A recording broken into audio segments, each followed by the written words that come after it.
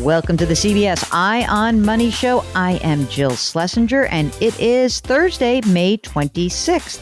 Now, some of you know that you listen to our other podcast. It's called Jill on Money, and some people listen to the radio show. Some people read me in the newspaper or see me on TV, and we get a lot of inquiries. So you never know where you're going to land on the contact us button, which show you're going to end up on. And as Mark knows, I tend to also use all of your questions for lots of different things. So sometimes you ask a question you would be shocked to learn on your favorite radio station across the country. And I think that we're on about a couple hundred stations. Your question is on the radio. Sometimes you come on the air and you're on the Jill on Money Show. Sometimes you come on the air, you're on the Eye on Money Show. Sometimes I write about you. Wait until you read the new book that's coming out next year. It's all about you guys. So that is kind of my disclosure that if you send us a question at jillonmoney.com and you click the contact us button, who knows where you'll end up. Today, Mark, I don't know if we've ever had anything that's so top of the news cycle as this question. Are you ready, Mark? Today, we are talking to a young couple, Catherine and Vlad, who are on with us from Colorado. So hello to Catherine and Vlad. How are you? What can we do for you today? Hi, Jill. We're so happy to be here. So tell us, what is going on? What's happening? Okay, I think I'm telling the story. Okay, tell us the story. Catherine, you're up. Okay, so I'm born and raised in the U.S., and Vlad is from Ukraine, and we met here, and we've been married 10 years, and we have two kids, 8 and 3, and I wrote in because we're just in this very serious sandwich situation where we have these two young kids. We also cared for my mother last year, who died last year, and my father died a long time ago. And Vlad's dad, very sadly, died suddenly last year in 2021 in Ukraine. And so we have one grandparent left who left Ukraine, a week into the conflict this year in 2022, and is now here with us in Colorado. Oh, my God. Let me just stop for a second. Yeah. Vlad. How did she get out? Give us a little bit of the story behind that. Like, was it impossible? Was it actually because it was early? It was like, how did you do this? It was quite a trip for her. She lives in the kind of western side of the Ukraine, which wasn't affected immediately. Like, I think they got some like rockets hitting that like some, I don't know, key infrastructure parts of the city she lived in, but not the civilian areas. My cousin, actually, the one who kind of instigated this whole thing, like she reached out to me and to her and like, you should get her out. We thought about this and she made a call like, okay, we're going to do this. And because airlines, all of the flights were obviously closed at that point, like she had to use some volunteer cars, minivans, which were transporting people. There's a whole operation. There are people who are helping to coordinate people who need transport, who can provide transport, timings, pickup spots. And she got picked up in her city and then drove basically all the way to the Polish border with Poland with just a small backpack on her hands. Oh, and she's disabled. She's a stroke survivor. So she needs help walking, basically. Oh, my God. So it was fun and challenging, but like I'm very proud of her that she did it because she said at some point there were like 4 people pushing her into this car and in some ways it helped her to cross the border faster. As she was allowed to skip the lines, and the Polish border people drove a van, like their own personal service van, and helped her just to kind of cross the border on a van. And then she traveled by bus to Warsaw, where she spent the night at the hotel I booked for her, and then flew the next day here. Oh, my God. I can't even. How old is your mom, Vlad? 66. So, I mean, you say that she's disabled as a stroke survivor. Can she walk or not? So she has this thing, like physically she can walk indoors fine, but she gets afraid to walk in an open space. So like in open areas, like outside, somebody needs to hold her arm to help her kind of like calm down and walk. And very slow. She, like her left side is just, it's sort of like she has gross motor, but no fine motor. And can't feel very well on the left side. So it's like she can do a lot of things. It's just slow. Okay. All right. And is that the main part of her disability? In other words, she can swallow, she can talk, and all that. Like, is there anything else that continues after the stroke? No. Amazingly, it really didn't impact her speech or cognition or swallowing. Okay. So right now, that's it. And it was about 10 years ago. She's been living with this, so she's found ways to work around. And before the war, she had some neighbors help her out. So but she could primarily live independently. Yeah. So meanwhile, she basically takes a bag, no money, no nothing. So this is now you're taking care of your mom. She has money. Or she does. I like the money part. Tell me more about the money part. She brought some here. It's just the maximum allowed amount in cash, which you can bring without, I think, declaring in writing. Right. So that's 10 grand.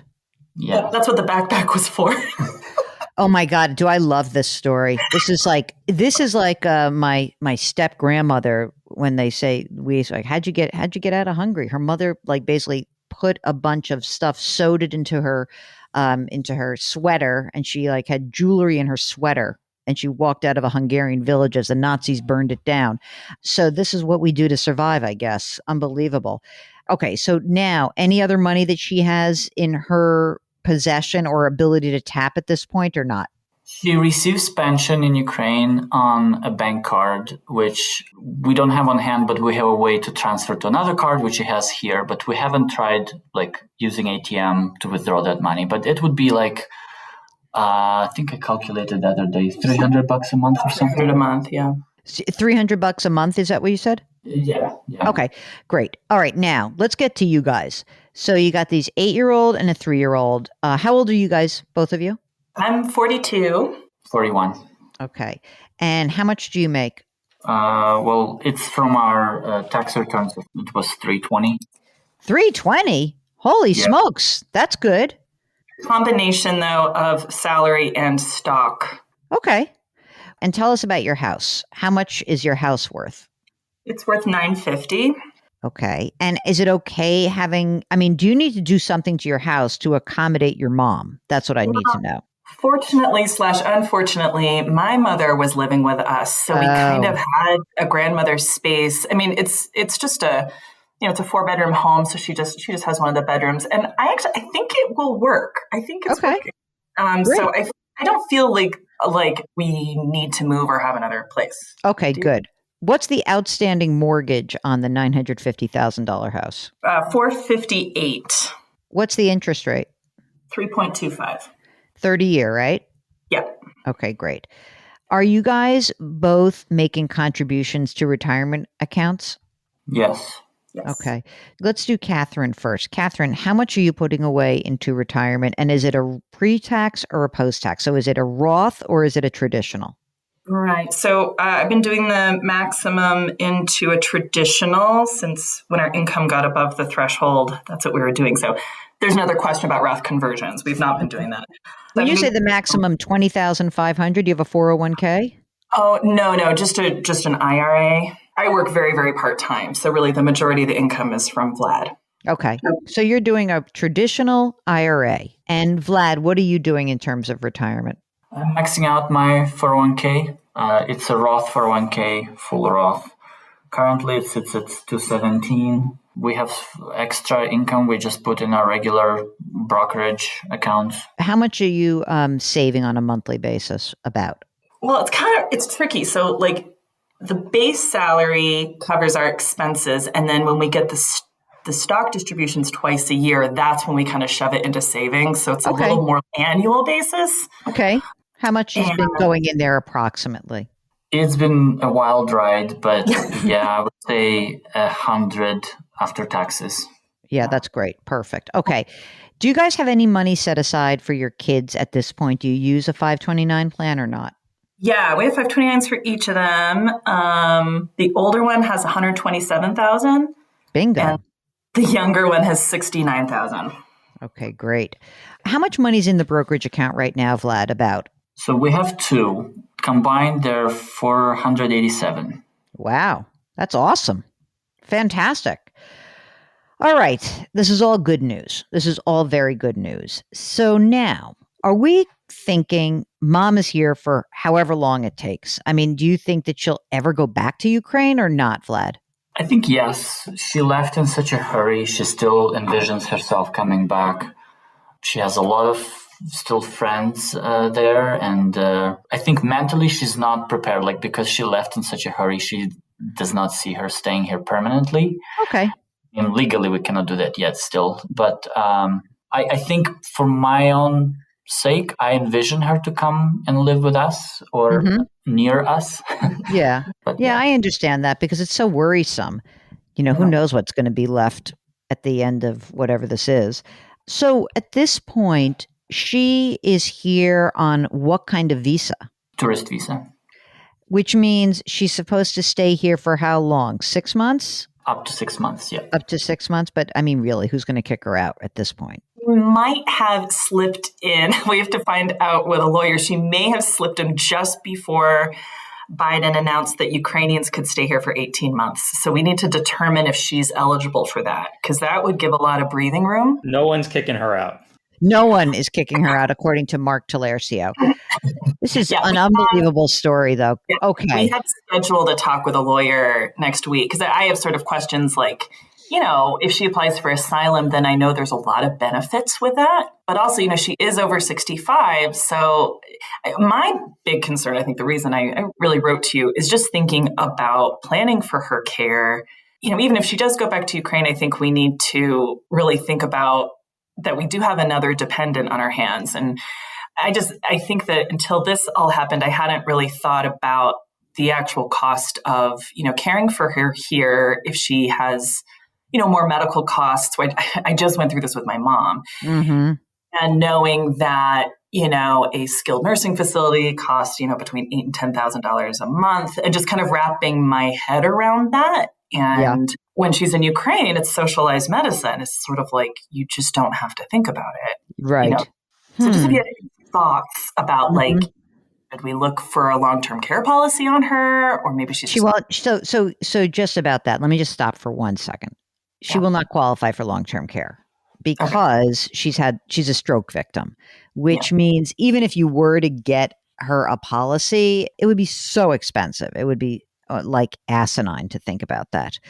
Mark, some questions about the applying for asylum. If they wanted to then begin the process of citizenship, talk about what that means. So Mark just went through this with his in-laws. So how does that work, Mark? Well, I mean, you're doing the first thing that you need to do is you need to deal with an immigration attorney, which is what you're doing. And you're doing that next week, you said. So that person will be able to walk you through the entire process. Was your mom able to leave? She took all of her, vital documents and has all that stuff with her? I don't know about all, but she got some key ones, yeah. If she were to get citizenship here, Joe, I mean, she would be eligible for Medicare. Not Medicare, Medicaid. Medicaid. Yeah, that's what I'm thinking. So here's one reason to maybe think about citizenship for her, or at least get into the process. The reason is, look, she's not going to have a bunch of assets in her name. And so the reality is that if you really do believe that she will likely end up here, not immediately, maybe 5 years from now, she's not here for some period, but then she eventually kind of comes back. I do think her citizenship here would help you guys out financially because she'd have her own social security number. She would qualify for Medicaid, which would then take you off the hook for this idea of her care because the skilled nursing facility would be all about actually based on her income. And so that would be something that she would qualify for, I think. And again, this is all predicated on what the lawyer says. If it's not a citizenship and she were to come live with you later as just, mom, and you need to actually pay for care, what that argues for is to continue doing a lot of what you are doing right now, which is building up your brokerage account. Because that is what you would tap to help pay for her care. And Vlad, do you have any siblings or just this cousin from wherever that cousin is? Like, are you in this alone? I'm in this alone. Yeah. I don't think that there would be much more to do to prepare for it except to beef up, again, doing exactly what you're doing and knowing that. But, she is sort of weirdly relatively healthy, even though she's gone through this. And if you think you might need someone at home to help with her, that wouldn't be that same kind of heavy duty cost or burden financially that a skilled nursing facility would have. It might just mean that you have someone come into the house to just kind of help out a little bit. And that would be one way to, I think that would reduce the cost. I don't know if she needs skilled nursing. I mean, does she need like therapy? Do you think she needs some like occupational therapy right now? Yeah, she could use some of that. Yeah, she doesn't believe it's going to help, but I think it could. Very stubborn. This is like the conversation I had with my mother. My mother had some radiation and she said, I don't think the therapy works. I'm like, Mom, have you gone? Well, no, but I don't think it'll work. I was like, oh, okay. So you're a doctor now. Great. Mark, what else should they be thinking about? That's the big thing. I like you said, if she can get the green card eventually, then she'll be eligible for Medicaid, and that'll be huge. But if she can't, like you said, Jill, I would really be beefing up the accessible cash. Yeah, I think that that's right. Do you think, Vlad, she would be open to going through this process with the idea that she can always go back and she can go back? But once she has that green card, going back and forth is so much easier, right? Yeah, I think she said she would. She would be okay with that. Mhm. Okay. Well, then I think that that's where we're going with this. I really do. Right now, you guys are saving a bunch of money. How often are you putting money into the 529 plans? Are you doing that when you get that slug of cash from the stock distribution? It has sort of varied year by year. Sometimes we've done monthly. This year we actually sold a property, so we just kind of shoved a bunch in there. So we've always done it, but it's been different ways every year. All right, that's fine. I mean, at some point, you're not going to need that much more in there, right, Mark? Yeah, they've got a good chunk of money set aside already. Yeah, I mean, it's already 127,000 for the 8-year-old, 69,000. Are these kids going to private or public universities? Ideally. Well, one of the things is actually right now they're both in private school. So That's baloney. Stop that nonsense. I'm only kidding. Is it a good deal? Are you happy with the private school? Yes. Well, the older one needs some kind of more specialized attention, we'll say. Okay. Mm-hmm. So I do think that's necessary for him. The younger one, I think, could go to any old place. Okay. Yeah, that's a big cost for us, for sure. Of course. Right Of course. I mean, and that's going to go away. So, how much is the private school bill annually for you guys? Let's see. For the older one, it's 23,000 a year. Yeah, it just went up a little bit. And then the younger one for preschool that's about 10,000 a year. I mean, one nice way to think about this is that $3,000 a month that you're spending, which, it will eventually go away a little bit, but that's money that you will be able to have available to you if, again, in 10 years. I'm not saying, because I'm not hearing from you that your mom needs a lot of help right this second, but maybe 10 years from now she would. And then I'm sort of like, well, there's that $3,000 a month that was freed up. And now it might be that the sandwich could actually be okay in that today we are kind of slathering the mayo on one side and you deal with your kids and you're taking care of them financially. And then 5, 8, 10 years from now, you're going to slather the other side and mom and put a little mustard over there. So it seems to me the mayo and mustard, this is my normal order, by the way, when I order, a roast turkey with Swiss cheese with mayo and mustard. I think you're going to be okay. It's going to be difficult. Look, if she needs significant care at a time where you're still putting money towards your kids, we're going to have to tap into your savings. That's what's going to happen because you're not going to leave your mom out in the cold. We know that. The more effort that we put in today to get her that green card, I think that will pay off quite a bit for you in terms of not only the financial aspect, but I think just the movement that she will be able to, go freely, especially in the years where she still feels up for travel, that she'll be able to do that. And obviously, there's no reason to put your foot down and be like, no, this is happening now, but more that we're going to start. This is a multi-year process and we have to start it now. And you are starting it now. Just out of curiosity, do you have your own estate documents done at this point? I was in the middle of doing them in February when all of this happened. So that was actually my next question is, should we work her into our estate document? Yes. Yeah. I'm not sure how, but yeah. Because what happens if something were to occur for you two? Like if you guys drop dead together, you got into a terrible accident, poo, poo, poo. I hope it never happens. What happens to your mother? Who's taking care of her? This cousin? That's my worry. Where's that cousin? The island of Cyprus. Oh, that's a nice place to retire. That's okay where the with rest that. of the family has evacuated to. Okay. So is there someone else who would take that on? I mean, listen, this is a very extreme possibility and not a probability. Is there someone who can help, who you can say like, look, if this happens, we need you to take care of mom? It's a good question. I want you to think about that. And then I want you to talk to the estate attorney about it. Okay. Not my problem, right? Who's taking care of your kids if something bad happens to you? My best friend from high school. Oh, how does she feel about a mother-in-law in with the two kids? I gotta talk to her about that. How good a cook is your mother, Vlad? Is that something we can throw in as a value add? One-handed cook. Is she a nice lady at least? Yeah. She is the easiest house guest ever. I want you to get some more information for us and stay in touch and let us know if there's anything else that we can do, okay?